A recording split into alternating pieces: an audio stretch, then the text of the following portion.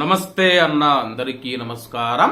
Kuwait ఉప ప్రధానమంత్రి మరియు మినిస్ట్రీ ఆఫ్ ఇంటీరియర్ మంత్రి అయిన షేక్ ఫహాద్ ఆల్ యూసఫ్ గారి యొక్క ఆదేశాల మేరకు కువైట్ దేశవ్యాప్తంగా తనిఖీలు నిర్వహిస్తూ ఉన్న విషయం అందరికీ తెలిసిందే. ఇందులో భాగంగా కువైట్ మినిస్ట్రీ ఆఫ్ ఇంటీరియర్ అధికారులు సాల్మియా ప్రాంతంలో తనిఖీలు నిర్వహించారు. ఈ యొక్క తనిఖీలలో ట్రాఫిక్ మరియు operations general department under secretary major general Yousef Al Khudda గారు మరియు special security affairs assistant under secretary major general Abdullah Safa గారు, అలాగే కొంతమంది పోలీసులు కూడా పాల్గొన్నారు.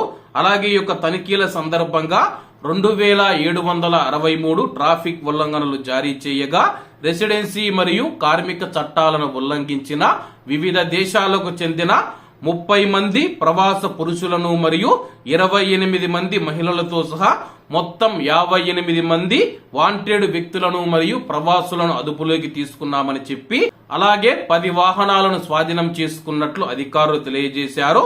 కువైట్ దేశవ్యాప్తంగా ప్రత్యేకంగా చెక్ పోస్టులను ఏర్పాటు చేసి తనిఖీలు నిర్వహిస్తూ ఉన్నామని చెప్పి పోలీసులు వెల్లడించారు.